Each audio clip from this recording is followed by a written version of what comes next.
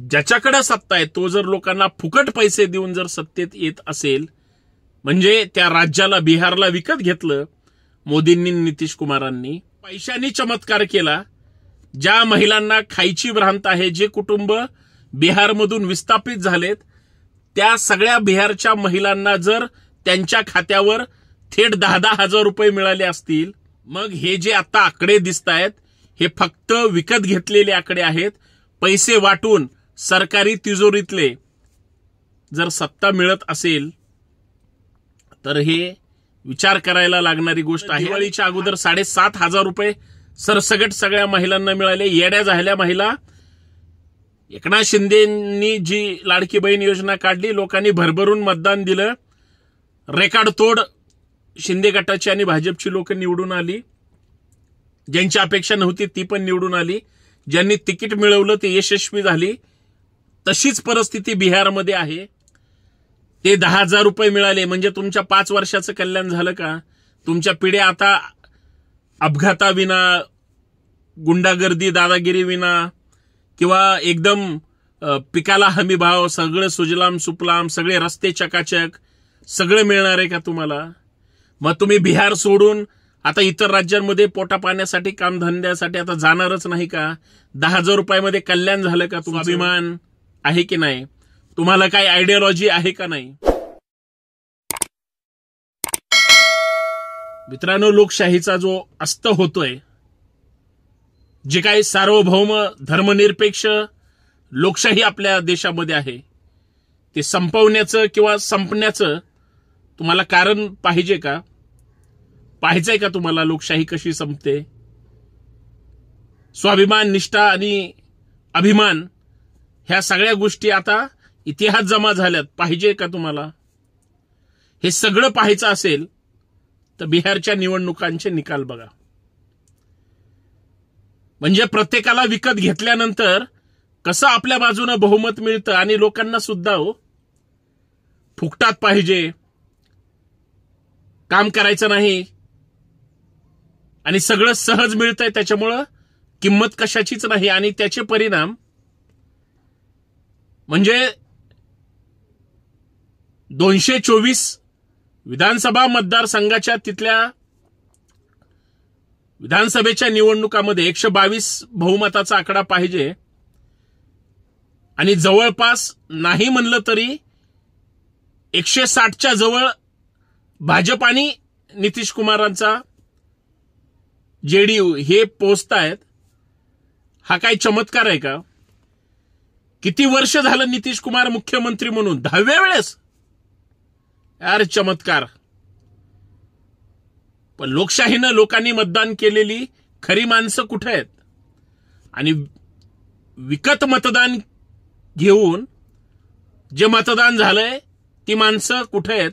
तर ती सत्तेत आहेत असं चित्र आहे. तुम्हाला वाटेल की मी भाजप विरोधी आहे म्हणून माझी ही भूमिका आहे. भाजप सत्तेवर आली तरी मला आनंद आहे, कारण तिथल्या लोकांनी त्यांना निवडून दिलंय. आपण विनाकारण आपला जळफळाट व्हायचं काही कारण नाही. आणि तुम्हाला वाटेल मी काँग्रेस किंवा इतर इंडिया म्हणजे आघाडी समर्थक आहे, तर तुम्ही डोक्यातून काढून टाका. मी एक पहिला भारतीय आहे. आणि जरी संघाच्या किंवा या सत्ताधाऱ्यांच्या विरोधात असलो तरी यांचा समर्थक असं तुम्हाला वाटत असेल तर ते डोक्यातून काढून टाका. मी लोकशाहीचा समर्थक आहे, संविधानाचा समर्थक आहे. मी एक भारतीय आहे आणि त्याचा मला अभिमान आहे. पण या सगळ्या गोष्टीमध्ये आता मी काँग्रेसच्या बाजूने बोलावं किंवा आरजेडीच्या बाजूने बोलावं, तेजस्वी यादवांची जी बिहारमध्ये हवा होती, नो डाऊट, निर्विवाद तो माणूस मुख्यमंत्री होणं अपेक्षित आहे. परंतु एकट्याच्या जीवावर ते सत्तेत येऊ शकत नाही. प्रत्येकाला कुबड्या लागतात आणि कुबड्यांचं सरकार प्रत्येक राज्यांमध्ये आहे, निर्विवाद हे नाकारता येणार नाही. ज्या देशाचा प्रधानमंत्री ज्या पक्षाचं प्रतिनिधित्व करतात तो पक्ष सुद्धा एखाद्या राज्यात स्वबळावर निवडून येऊ शकत नाही. बिहारची वेगळी परिस्थिती सांगायची गरज नाही. आणि मग अशा परिस्थितीमध्ये तेजस्वी यादव किंवा इतर लोकांची लॉटरी लागेल असं वाटत नाही, परंतु त्यांनी जे कष्ट केलं, लोकांनी जे प्रेम दिलंय तेजस्वी यादव किंवा आरजेडी आणि इतर लोकांना, राहुल गांधींना ते प्रेम कॅश करता आलं नाही. काँग्रेस जेवढी बिहारमध्ये दुबळी आहे, इतर राज्यात म्हणजे देशामध्ये इतर राज्यांमध्ये इतकी दुबळी नाही. मला वाटतं बिहार नंतर काँग्रेसचा महाराष्ट्रातच नंबर लागेल. मग कुणाच्या जीवावर तेजस्वी मुख्यमंत्री होतील किंवा महागठबंधन बहुमताचा आकडा त्या ठिकाणी क्रॉस करेल, हा सुद्धा एक संशोधनाचा विषय. बरं, हे सगळं कसं झालं? का महायुतीला किंवा भाजप आणि एनडीएला नितीश कुमाराला बहुमत मिळतंय? भाजपपेक्षा जास्त 2-3 जागा सध्या तरी आघाडीवर नितीश कुमार आहेत. संध्याकाळपर्यंत कुणाचा बाजार उठतो आणि कोण चंबू गबाळ उचलून घरी निघून जातो, हा संशोधनाचा विषय. परंतु पैशांनी चमत्कार केला. ज्या महिलांना खायची भ्रांत आहे, जे कुटुंब बिहारमधून विस्थापित झालेत, त्या सगळ्या बिहारच्या महिलांना जर त्यांच्या खात्यावर थेट 10-10 हजार रुपये मिळाले असतील, कशी आपल्या इथल्या 2024च्या विधानसभेच्या निमित्तानं दिवाळीच्या अगोदर 7,500 रुपये सरसगट सगळ्या महिलांना मिळाले. येड्या झाल्या महिला. एकनाथ शिंदेंनी जी लाडकी बहीण योजना काढली, लोकांनी भरभरून मतदान दिलं. रेकॉर्ड तोड शिंदे गटाची आणि भाजपची लोक निवडून आली. ज्यांची अपेक्षा नव्हती ती पण निवडून आली.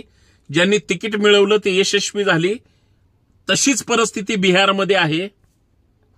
बिहारमधल्या जनतेने 10-10 हजार रुपये, कुटुंबात जर 2-3 महिला असतील, कल्पना करा 30,000 रुपये मिळाले.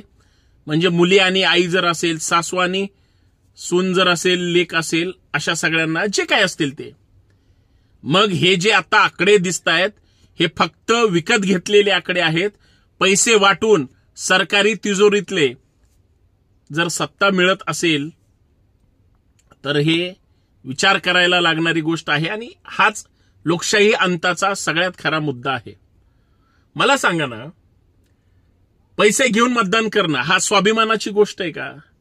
ठीक आहे, लोकांना फुकट मिळतं, तुम्हाला असं वाटतील की लोक फार खुश होतात, लोकांची घरं चालतात, नंतर ते काय 5 वर्ष निवडून येणार वगैरे आहेत का? अहो, हे जरी सगळं खरं असलं, अरे बाबांनो, शिकले सवरलेल्या लोकांनो, नीतिमत्ता नावाचा काही प्रकार आहे की नाही? स्वाभिमान आहे की नाही? तुम्हाला काही आयडियोलॉजी आहे का नाही? ते 10,000 रुपये मिळाले म्हणजे तुमच्या 5 वर्षाचं कल्याण झालं का? तुमच्या पिढ्या आता अपघाताविना, गुंडागर्दी, दादागिरी विना किंवा एकदम पिकाला हमी भाव, सगळं सुजलाम सुफलाम, सगळे रस्ते चकाचक, सगळं मिळणार आहे का तुम्हाला? मग तुम्ही बिहार सोडून आता इतर राज्यांमध्ये पोटा पाण्यासाठी, कामधंद्यासाठी आता जाणारच नाही का? 10,000 रुपयामध्ये कल्याण झालं का तुमचं? म्हणजे या सगळ्या गोष्टीचा जर बारकाईनं विचार केला तर तुमची शून्य अवकात सरकारनं करून टाकली. आणि लोकांना काय हवंय, लोक आपल्याकडे कसे अट्रॅक्ट होतील, शेवटी निवडणुकांमध्ये प्रचार करून सगळ्या गोष्टी मिळवायच्या असतात. ज्याच्याकडे सत्ता आहे तो जर लोकांना फुकट पैसे देऊन जर सत्तेत येत असेल, म्हणजे त्या राज्याला, बिहारला विकत घेतलं मोदींनी, नितीश कुमारांनी, आणि सत्तेमध्ये बसले, किंवा येतील किंवा येणार नाहीत, 2च गोष्टी होतील. बिहारची जनता जर स्वाभिमानी असेल, पैसे घेऊन सुद्धा बिहारच्या सत्तेच्या बाहेर हाकलण्याची ताकद बिहारच्या जनतेत असेल असं म्हणायला हरकत नाही. किंवा पैसे घेऊन सगळे सरेंडर झाले आणि नितीश कुमार परत मुख्यमंत्री झाले. जर समजा चुकून भाजपच्या जागा जास्त आल्या, एखाद दुसरे नितीश कुमारांपेक्षा, तर तिथं मुख्यमंत्री पदाचा वाद हा टॉप लेवलला असेल. हे पण सांगायची गरज नाही. नंतर वाटून वाटून घेऊन असं काहीतरी सेटलमेंट होईल, हेही विसरायचं नाही. पण मूळ मुद्दा असा आहे की पैशावरच सगळं विकलं जाणार असेल तर हुकुमशाही येईल. 1 नेशन 1 इलेक्शन ही जी प्रक्रिया आहे, नंतर दादागिरीत सगळं मिळवलं जाईल आणि मग काहीच राहणार नाही. माझं शेवटी एवढंच म्हणणं आहे, भारताच्या निवडणूक एकंदरीत सगळ्या प्रक्रियेची जी वाटचाल आहे ती देशाच्या लोकशाहीच्या अस्ताकडे चाललेली आहे. संविधानाच्या म्हणजे विरोधात ह्या सगळ्या गोष्टी होत आहेत आणि सार्वभौम लोकशाही इथून पुढे टिकणार नाही हे मला सांगायचंय. बाकी तुम्ही चिकित्सा करा, मी बोलतोय ते खरंय की खोटंय. धन्यवाद. जय हिंद, जय भारत.